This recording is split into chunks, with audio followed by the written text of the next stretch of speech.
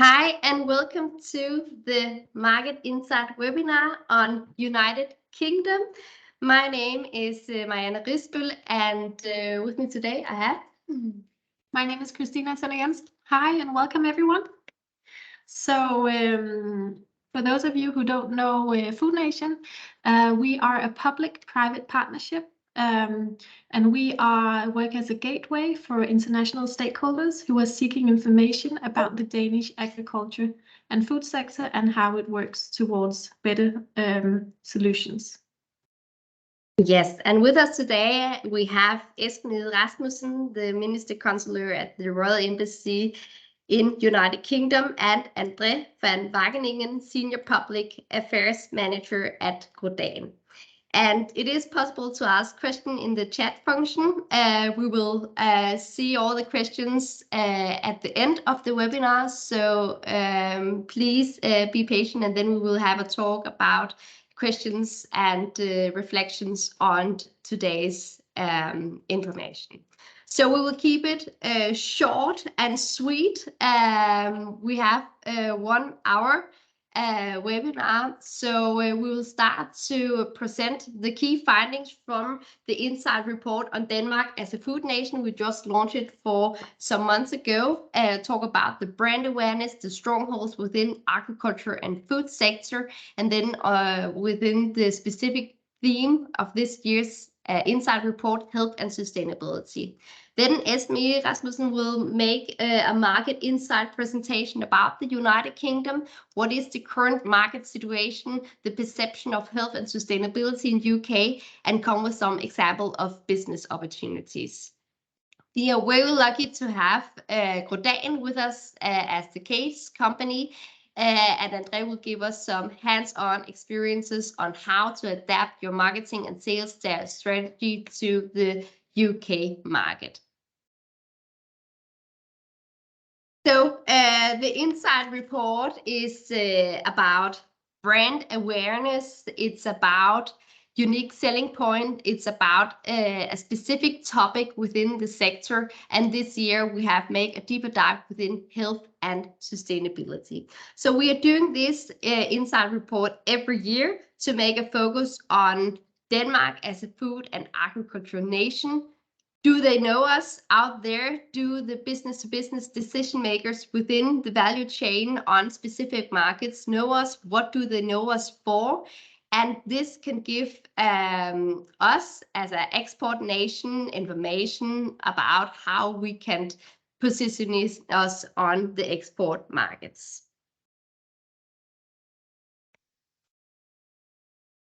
Yes, so today we will make a deeper dive on our results within the brand awareness, within the unique selling points, and also health and sustainability.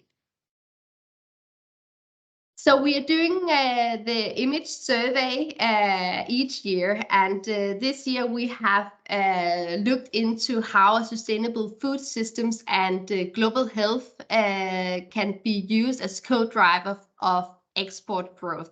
How can B2B decision makers on the export market see the connection between sustainable food systems and global health?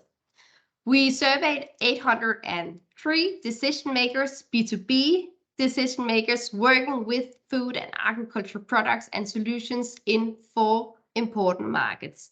And these 4 important markets are United Kingdom, Vietnam, South Korea, and Japan. And today, the next hour, we will make a focus on the results on United Kingdom.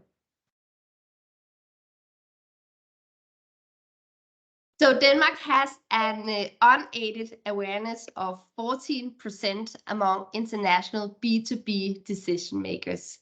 It's a quite positive number, is my own opinion, and what we can see is that the country that pops up to mind among the decision makers is China, then comes the United States of America, Japan, France, Germany, and we have a shared 6th place with Indonesia. So we have asked the B2B decision makers about what countries pops up to your mind when you think about agriculture and food production and solutions that is relevant to your industry. So we haven't mentioned Denmark, or this was a Danish survey or anything, but we see that 14% is actually thinking about Denmark as a food and agriculture nation, which is quite positive actually, because we can't almost see us on the world map, but still we are in their mind. I have also taken this slide with me today about what we as a nation is associated with positive characteristics, and we actually see several positive characteristics on this survey, and we can see that we are known for our quality with 37%, sustainability. We are known as an organic nation, food safety, but also reliable and innovative and healthy. So this is actually also one of some of the strongholds that we know that we are good at here in Denmark, and I think it's quite positive that it's also what the B2B decision makers know us for around the world. We can also see that we are not quite well known for being affordable, but it's a fact that we know we have in some way higher prices, and this is thanks to our high level on our quality. In this survey, we also wanted to see if the B2B decision makers on the export market see a connection between sustainability and health. And we can see that these two terms are quite closely related concepts according to 82% of decision makers, and being sustainable is the top health challenges in the decision makers' home country, actually. So it's not only a connection we see here in Denmark and in the northern part of Europe, but it's also countries like Vietnam, South Korea, Japan, and then of course today's topic, the United Kingdom. And I think this is quite positive. Yes, so now I would like to give the word to Christina to make a deeper dive on United Kingdom and our results. Great, thank you so much, Marianne. Let's zoom in on the UK market, because this is what this webinar is all about. How you can gain insights on how you easily can enter the market in the United Kingdom. So the UK actually ranked Denmark quite high on unaided brand awareness. So in the UK, 68% of the decision makers see Denmark as a leading food and agricultural nation. And at 25%, they have a high unaided awareness of Denmark as a food and agricultural nation. But the total exports coming from the agriculture and food sector in Denmark to the United Kingdom is actually only 6%. So there's really room for heightening this export when there is so much positive thoughts on Denmark. So the top 5 countries for awareness of the UK decision makers are France, Germany, the United States, and Spain. And at the same time, 27% of the UK decision makers, they don't know much about Danish agriculture and food products or solutions. So there's really room for improvement here. One main thing that goes again on all these 4 markets that we have interviewed is that when asking the decision makers about which country do you see as a leading agriculture and food nation, a lot of them, of course, mention their own market. I think maybe we would do the same. Some of you that are at the webinar today, we would also mention Denmark, our own country. But 62%. Only 62% in the UK mentioned their own country, and that's the lowest of the surveyed countries.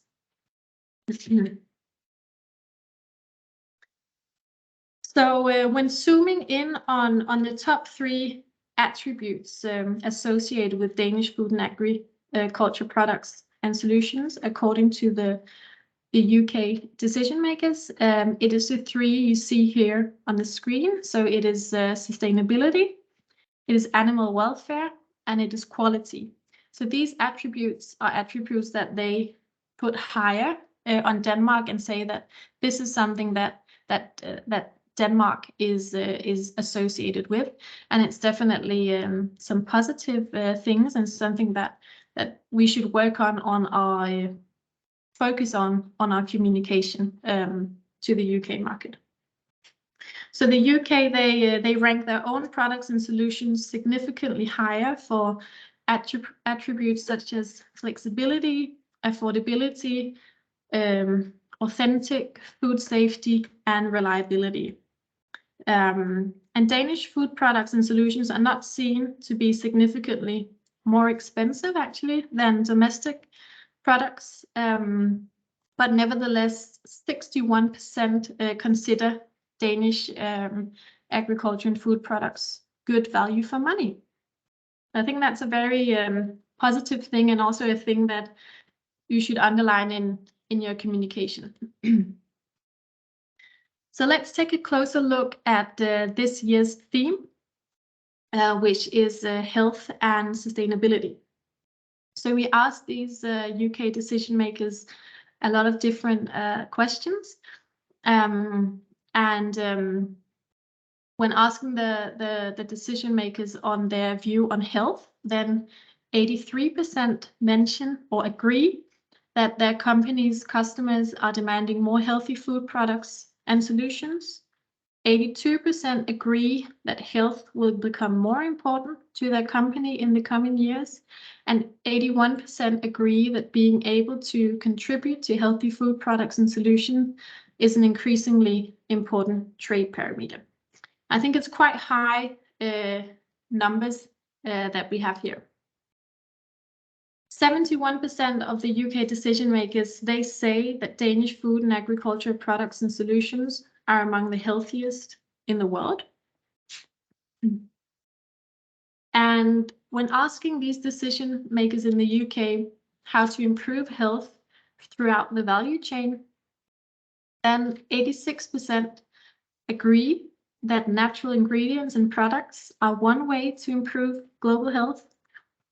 81% agree that a food system focused on food security and safety throughout the value chain is important for health, and 80% agree that investments in new technology are needed to improve health throughout the value chain.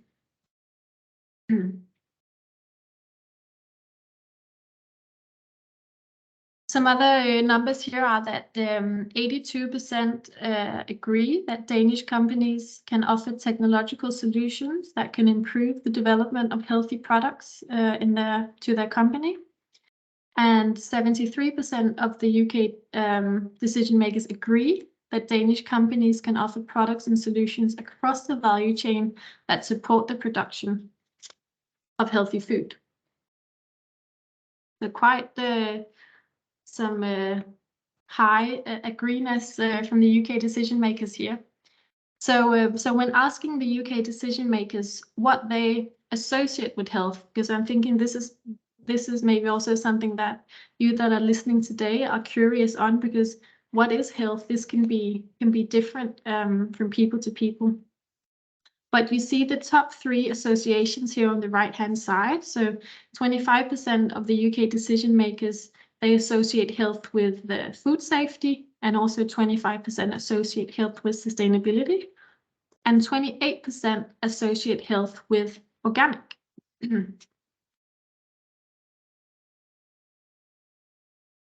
And when asking the decision makers what are contributors to better health throughout the value chain, then again, organic food products is mentioned. So 45% mention organic food products, 36% mention plant-based food products, and 37% mention ensuring food security and food safety. So now I've mentioned a lot of numbers for you.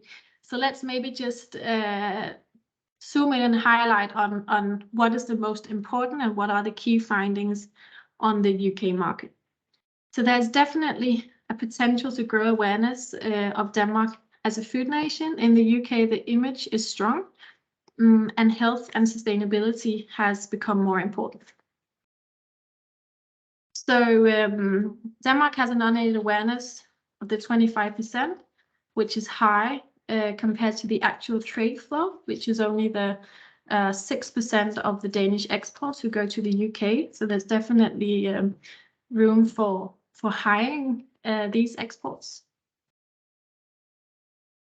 Denmark is associated with quality, sustainability, organic and food safety. So focusing on these strongholds in the communication of your products when entering the market is definitely something that is going to be noticed.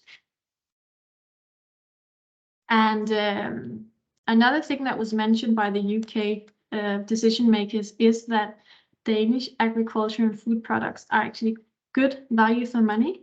And this is a stronghold and definitely something that is worth emphasizing in these challenging times where we have inflation and we have high prices in the supermarkets. This is definitely a thing that should be focused on. So why is it that the product has this price? It's because of the high quality. And the last thing I'd like to highlight is communicate sustainable food systems, because the UK decision makers, they see Danish companies as strong suppliers of technological solutions. So I hope you got some key numbers on what to focus on your communication when entering the UK market. You'll have time to ask questions to this survey later on in the Q&A session. But now we have another speaker on. Yes, so thank you so much, Christina, about this short and sweet presentation with a lot of numbers. I know it's a lot of numbers also to receive on the other side of the screen, but we will also send you the Insight report, digital version. And if you're interested, we would love to also to send it in a printed version if this could give some great insights for your work or your colleagues' work as well. So, well, it is a challenging time. Indeed, it is, and we all feel it on different ways. And the fact is that that making this survey about health and sustainability, it's of course also because of the time with the corona pandemic, and many countries are still recovering from this very hard period, and also we see that this virus is still out there. So we have to pay attention to how we can also improve the global health, not only among consumers, but also if we look at the value chain in total, how can we take care of our natural resources? How can we ensure to have a healthy soil? How can we ensure to have healthy animals so we don't need to give that much of antibiotics, as just some examples. And here we have a lot of Danish companies working with exactly these topics to improve the global health and to improve a sustainable value chain. So now we would like to give the word to the next speaker, and our next speaker is Esben Ege Rasmussen, the Minister Consular at the Royal Embassy in the United Kingdom. So please, Esben, the floor is yours. Thank you very much. Can you hear me? Yes, we can Yes? hear you. Okay, good. So I'll just get this in presentation mode. Yes, good morning all, and thank you for inviting me to talk a little bit more about the UK market and what the trends and developments are here right now. And of course, I would like to start out talking a little bit about the general context, which is not great at the moment, and probably also a little bit different and in many terms worse than at the time when the survey was conducted and Food Nation was talking to the decision makers. The job of the decision makers in the food business has, like everybody else's situation, become more complicated. Now here the economy is in recession and generally suffering from what you could call post-Brexit headaches. Not that Brexit carries all the blame after the pandemic, and there is a war going on with the Russian invasion of Ukraine and so on, which is of course unrelated to Brexit, but generally the situation is quite different from what was probably expected by everyone. How the situation would be to get a new life outside the EU in the UK. And this situation right now is that the living standards are expected to drop 7% over the next 2 years, which basically means that a lot of households are struggling to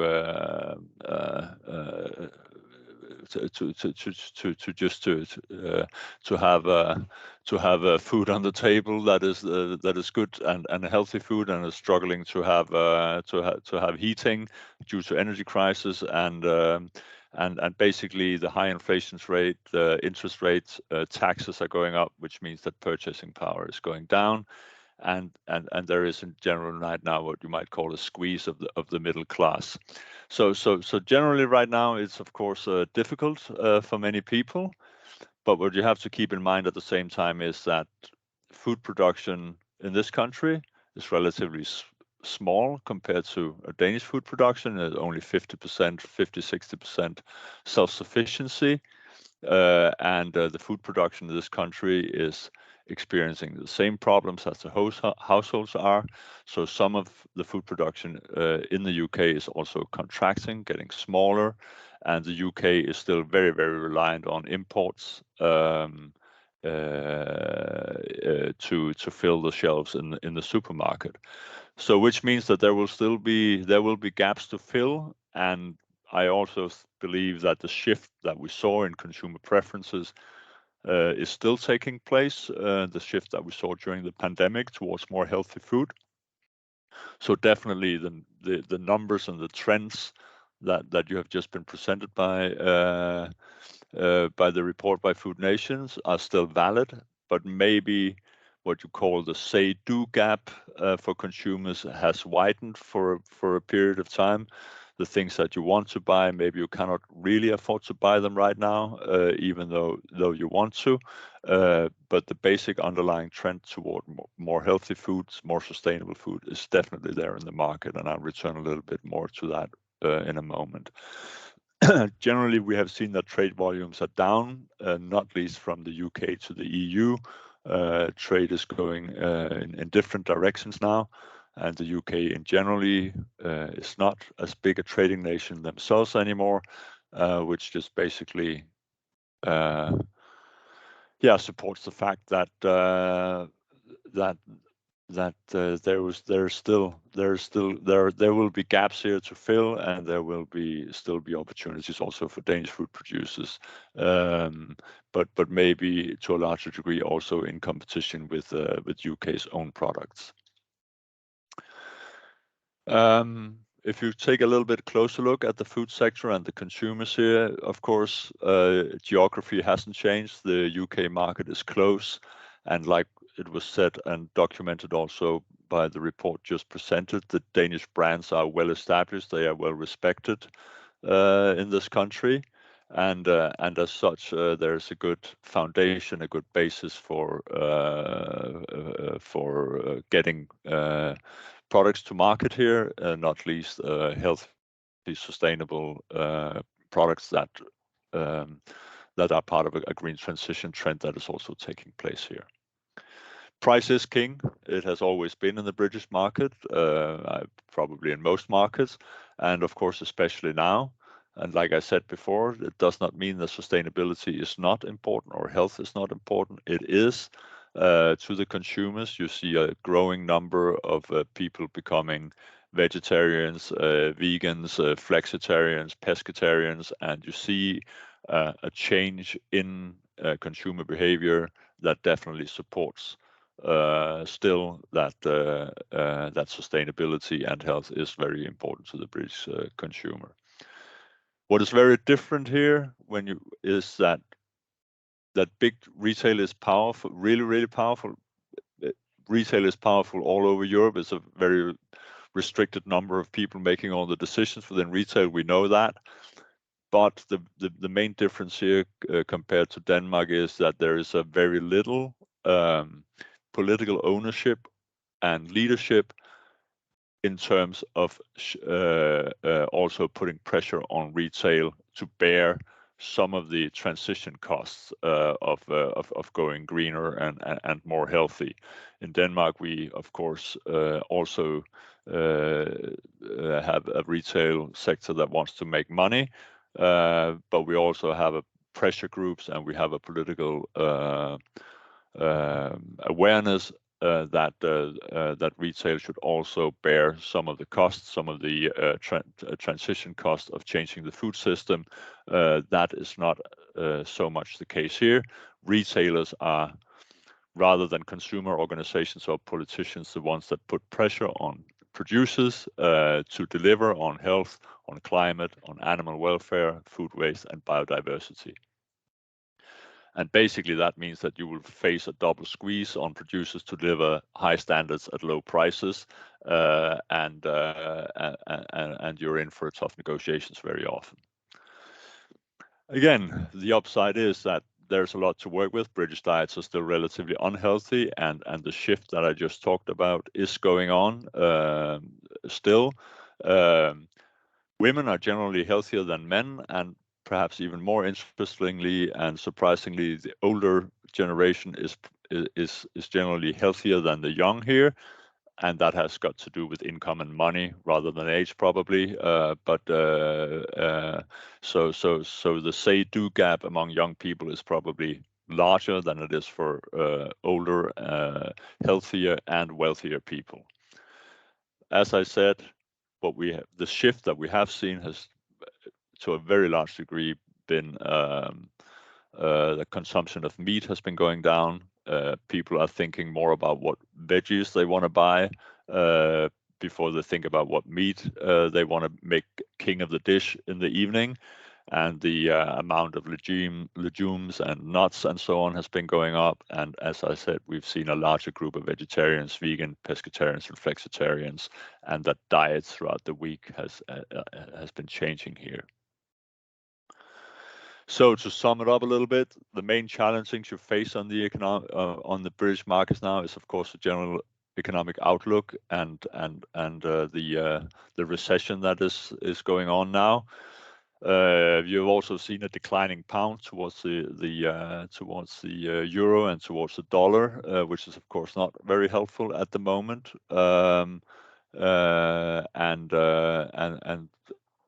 Hopefully, at least we have now reached a level where it has stabilized, and there will be some kind of predictability as to the value of the pound in the future. Of course, due to Brexit, certificates, documentation, border controls are now costs that you have to endure trading with the UK. in contrast to what was the case before when UK was part of the EU. And you need to register a company here or a relation here using agents, distributors, or making your own smaller company to actually be able to work here. And you will, as I said, have a lot of price pressure by retailers. The main opportunities are, of course, related to this is still a big economy. It's a big market, close, easily accessible, cultural barriers are low, and decision makers are, they are not slow to make decisions. They are quite they are business oriented and have a high degree of business acumen and are and so like there's always, if you have a good product, if you have a good idea, that is it always has a chance here. And we have a lot of street credibility to work with, well respected. Consumer taste and diets are similar to what we see in Denmark, and the shifting trends that we have seen in Denmark are very similar here too. So the transmission or transition that you have to do to go to the British market is not that complicated. And of course, if you have niche products, high-end products, that's a very lucrative market here. You still have a small proportion of the consumers here are incredibly wealthy and definitely have no problem with high prices. And what is also an opportunity is here that you see that online sales are working really well, and which is keeping costs down, of course, and distribution quite easy. So there is always room, like I said, for a great product or a great idea. There are gaps that you could fill. And a lot of the way that we produce things in Denmark, especially the organic sector, like was also in the presentation, is an opportunity. I would say that you have to be more specific and more careful about using the organic label, so to say, in general, because the organic market is very, very small. So which means there's a great growth potential, but it also means that the awareness and the basic understanding and knowledge about what organic means is not as well developed as it is in Denmark. So if you ask the Food Safety Agency here made a report last year and asked what are the main concerns of the consumers and what are their basic or what are the main ideas of how to alleviate some of those concerns. Organic was not mentioned anywhere in that report, but what was mentioned is that we are of course generally very worried that healthy food will be too expensive, and there were a lot of specific concerns that are relevant to the organic category that are relevant. It was about palm oil, it was about waste, plastic packaging, animal welfare, health, and so on and so forth. So just to say that just saying organic is probably not enough. You have to be specific about the quality and the properties of your product, because organic does not necessarily mean the same or is not necessarily as well understood here as it is in Denmark. So that is just a point of observation for you. Yeah. So thank you. And lastly here, just to say that at the embassy here, myself and my colleagues will of course be very happy to discuss this further with you or help you in any way we can if you're interested in going to market here. Thank you very much. Thank you so much, Esben, for this very interesting presentation about the UK market. Well, it is a challenging time, first with the Brexit and then with the Corona and now with the inflation and also, of course, the war in Ukraine. Many things to be aware of, we must say. Now I would like to invite André Godal from Godal to the screen for the next presentation, and then we will be together on the screen later when we have the Q&A session. So now, André, I would like to give the word to you. Thank you. Thanks, Marianne. And I guess I'm the only non-Dane in the call, being Dutch. So thanks for having me. Thanks for the invitation. Compliments for the nice report that Food Nation made, and also Espen, thanks for the interesting insights, and maybe I can include some of it in my presentation. Let me start by sharing a bit who we are, what we believe in, and what we do, and then at the end I have one slide with what we consider sort of how we operate and what made us successful. And any questions I think can be asked in the chat, and we can discuss later. The Grow Dane, where does it come from? Grow comes from growing, and Dane, of course, comes from Denmark. If the slide allows me to move on. Here we go. And what do we believe in? We believe in a role that we can play in a sustainable food supply, growing a better future. It's all about food, and I'll explain later what we do for the people that don't know. And with our solutions, we can help feed a growing world population while looking at health, both from a vegetable side, from a food side, but also medical or medicinal crops, while also unconditionally focusing on sustainability. And it's interesting that there are terms like health and sustainability, which everybody agrees are important, but I think it's also important to clarify what we all mean by health and sustainability. And already jumping ahead a bit, I think that's also that will vary per country. So sustainability for us means optimal use of land, recirculation of water and nutrients, pesticide free, and carbon neutral.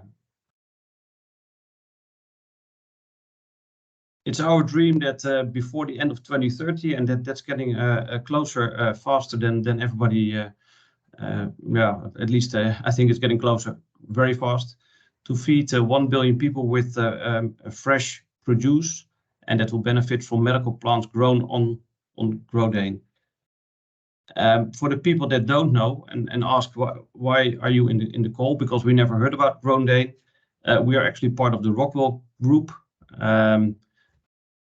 It's interesting to have all these animations, which I'm sure is very well known across the globe, not only in Denmark, but also across the globe, and a leading company when it comes to stone wool and stone wool insulation, and also playing a very important role in the whole energy transition, where everybody is looking into energy efficiency and insulation materials for buildings and construction.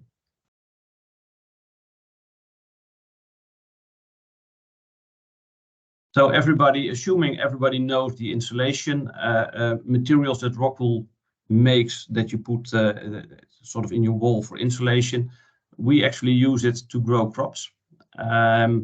We add a wetting agent and a binder to make a stable material, and then it comes in 3 different shapes and forms. The left one is a plug that's very small. Then you have a block, which is actually what it says. It's a little bit larger than a Rubik's cube. And then you have slabs that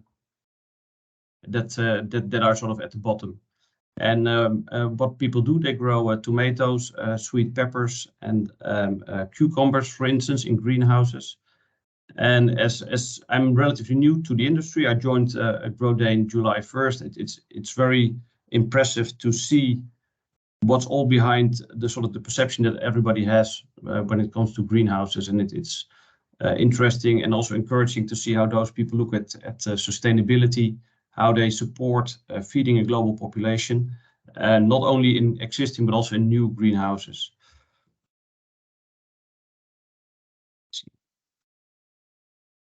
So where are these solutions placed? So our growing solutions can be sited anywhere. Greenhouses, which I assume everybody has seen or is familiar with, impressively big, to be honest. Tomatoes, I've been into greenhouses which are up to 300 meters by width, which is extremely big, I can tell you. But also in vertical farms, which is sort of up and rising. and where people have farms close to cities or where you can actually have fresh crops daily close to where you live, so you reduce the food miles of the crops that are being grown.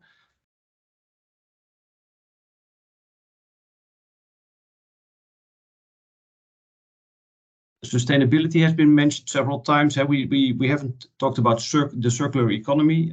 For us, we look at everything with a sort of a circular approach, starting with basalt, which is the key raw material.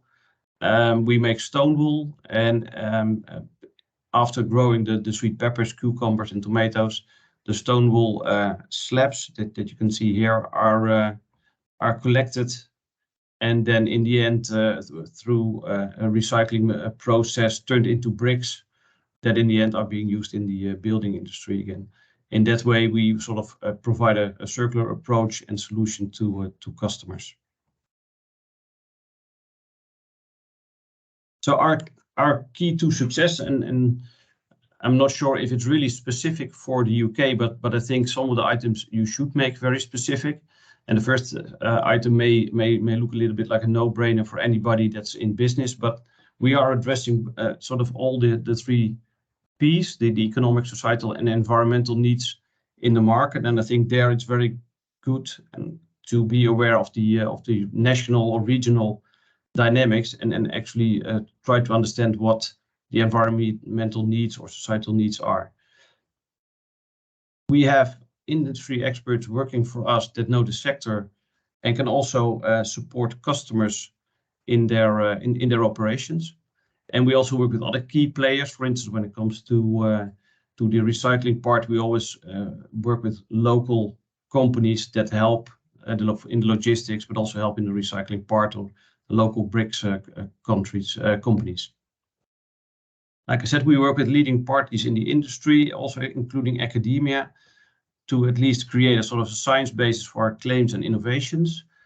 As been said, organics are not mentioned in the report when asked for people, but I think a lot of the attributes that organic stand for are, of course, on people's minds, and that includes also things that we provide with the pesticide-free, the no use of fertile land, also the limited water use, for instance.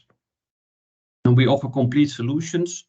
Besides the physical products that we sell, we have a digital team that helps in the digitization of the greenhouses and optimization of the growing of the crops. And I already mentioned circular solutions to close the loop. And we work with local companies where needed. I would say we work with local companies, period, as a key to our success.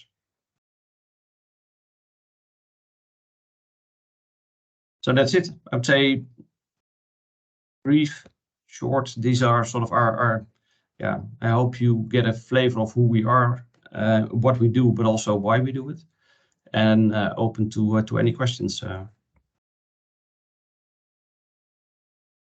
Thank you so much, André, for a great presentation about GroDagen and your thoughts about making business in this world we have today.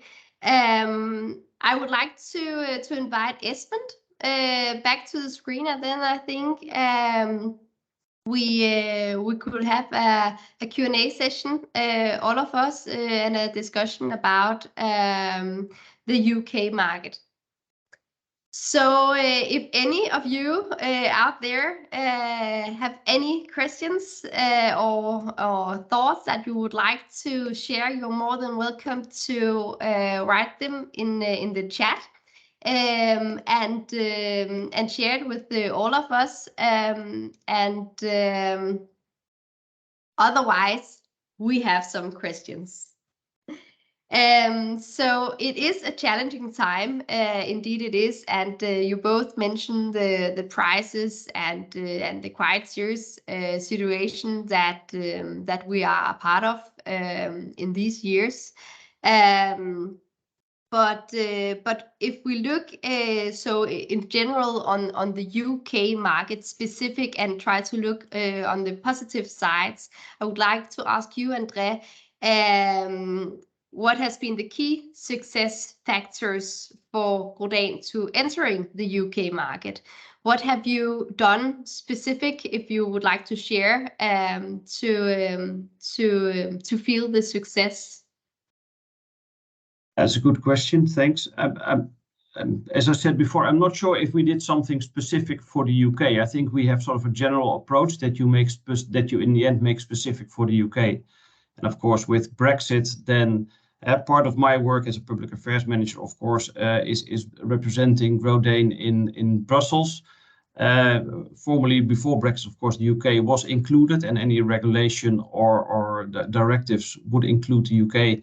Now you have to add the UK as one of the variables, and I think that's for that you use networks and in context like Espen, who can be very helpful, I think, in understanding the local dynamics. And as I said, our approach is always from I would say a science basis and an expert basis, and that we've done in many countries, and I think including the UK. I think that, and I think for us, yeah, if you the question what made us successful in the UK, I think making things as tangible as possible and as specific for countries when it comes to sustainability, when it comes to health. Health may mean something completely different in the UK than it does in Holland. If you look at a small sidestep issue, if you look at the energy crisis currently in Germany, they're going away from coal to gas because they think gas is more sustainable. In Holland, we're going away from gas to electricity. So that, and it's all sort of supporting the sustainability in general. And that therefore you need a local context. And like I said, you need a network and use your embassy to get the insights. And then have the dialogue. I think start with a question instead of starting with an answer. Yeah. Okay, thank you so much. And now when you mentioned the networks, I would like to ask you, Espen, what if you are a small company that would like to start the export or just started the export to the UK market? Is it realistic to get a success story in the UK right now when the time is like now and networks is one of the maybe way to get success? Yes, definitely. I think it's possible to have a success here because as I said, the foundation is good, which your report is also suggesting. What you have to be, really mindful of is that you know your price point when you want to go in here as a small business. You know your price point and you know your selling point. What is the quality that would fit the British market, the British consumer, and the situation here? In these times, you cannot assume that coming from Denmark. Having just being part of a general category, whatever it may be, that is even though it's well known or well respected, that is not enough to break the barrier through to the supermarket is difficult. So you have to do your homework and prepare well, and you have to consider your strategy, whether you're going for. Are you going for bulk? Are you going for niche? Are you going to what kind of strategy do you want? You want to have someone here to run the business for you, to do the buying and the storage facilities and all that. All these considerations you have to think carefully about. And of course, for some companies, it's a lot to take in. If you're a small, you're just a couple of people, and you can sell anywhere else in Europe without that many considerations. So that is probably why we have seen a small drop for small and medium-sized businesses trying to come to the UK, but definitely there are still opportunities here, and there are loads of really good, interesting products in Denmark that would be able to do well here. I'm quite confident of that. And I don't know if it's possible to answer this question, but is the market more open for the B2B area within the value chain, or is it more open to the end products? I'm not entirely sure that I understand your question really. Mm-mm. Yeah, I think Um, your question is are you more likely to be successful in B2B versus B2C? Is that what Yes, you're? exactly. Yeah. If you're in the food sector, I would say that you would be able, you have to go B2B, and you would have to but there are companies here, and we have contacts here as well that are quite specialized in getting into contact with the big retailers, and also looking for the gaps in the market where your product would have the biggest likelihood of actually being successful. Some of the examples of Danish businesses that have been successful over here is, for instance, if you look to the plant-based and the vegans, we have a big event next week where you will be there also. Naturli is doing a really good job pushing the market for spreadables and providing an alternative for another day to traditional butter, be it Danish butter, Lurpak or local. So they have penetrated the market really well. Earlier this year, we had a small company that was selling baby food. Basically, their main selling, they came in as, we are selling organic, but the basic selling point towards health was really that they were very low sugar compared to the competitors on the British market, and they're still working on this market, but they had, they attracted a lot of interest because they had something that would stand out. And so if you have that standout quality, whatever it may be, that will always help you. Yeah. Okay. And are there any specific pitfalls that Danish companies should be aware of when entering the UK market? Maybe you would like to start on that question, Andre, if you have any thoughts about that.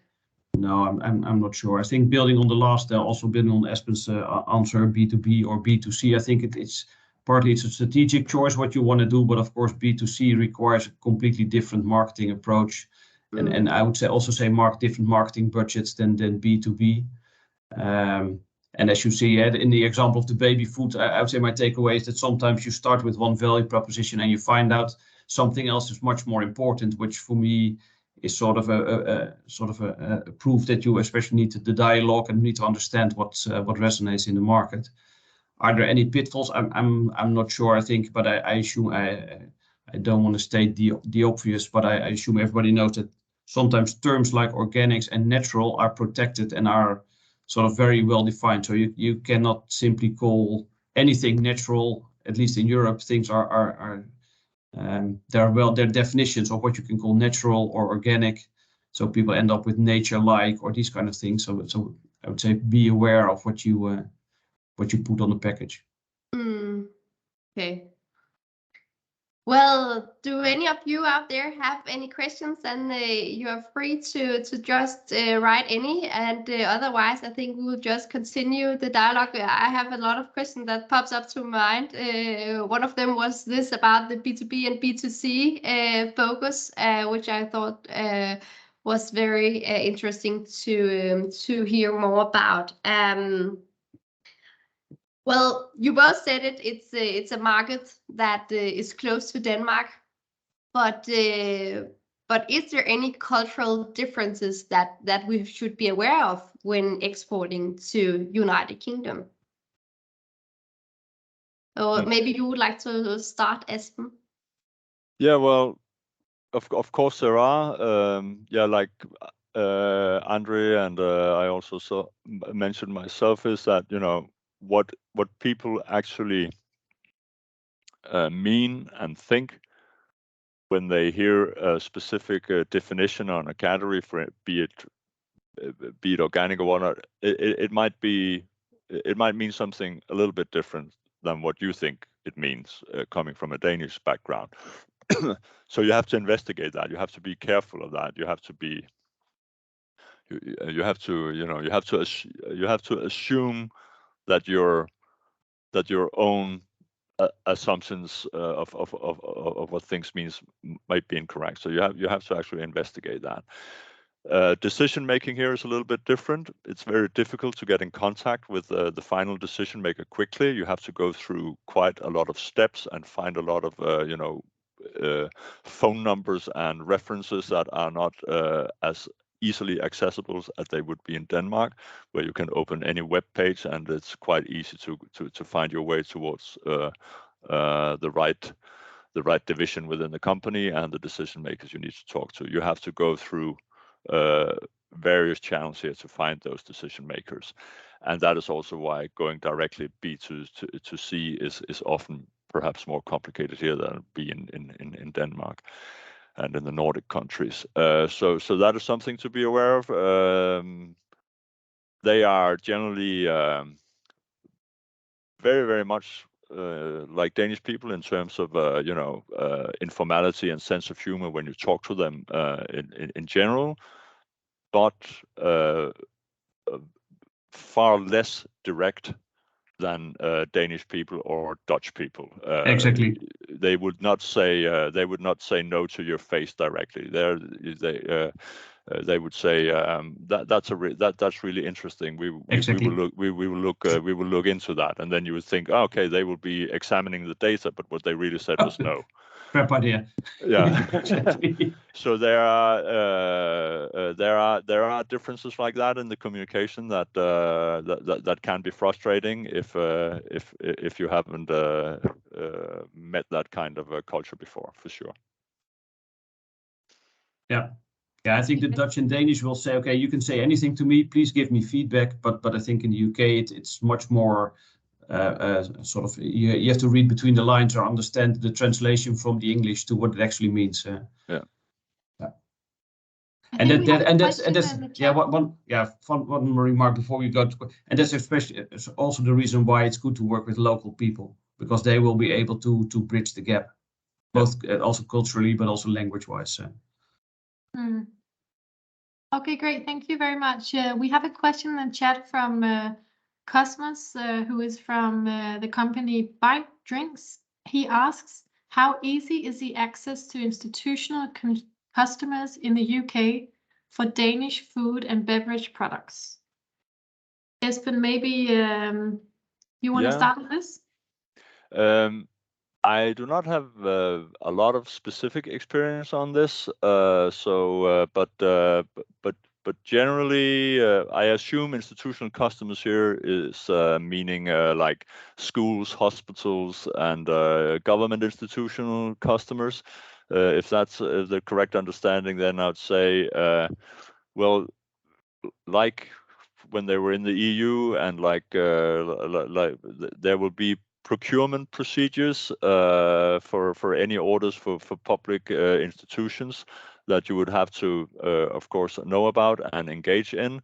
They are less bound and committed to engage with foreign suppliers now they are outside the EU, and there is a pressure towards using local produce and British suppliers to the institutions. That's one of the big asks and political pressure points from British agriculture. But at the end of the day, like any other consumer, the institutions have a budget and they want to make the most of it, and they want to make the most out of whatever their core competence or delivery is, and not spend an unnecessary amount of money on supplies that are not part of the core delivery to them. So definitely, they are relevant customers. But basically, my answer would be we would have to explore that more to give a really good answer to that. Okay, thank you so much. I hope, Cosmos, that this was also an answer that gave you some more inputs. And now I can see that we have 1 minute left. So actually, it was short and sweet, as we said in the beginning. I would like to thank both you, André, and you, Esben, for your time to sharing your knowledge and experiences on the UK market. And for all of you who have been with us on the screen today, I would like to thank you for your time, and I hope this gave you some new insights. And please reach out if you have any additional questions, or we can do anything for you about these new insights for you or your colleagues in your company.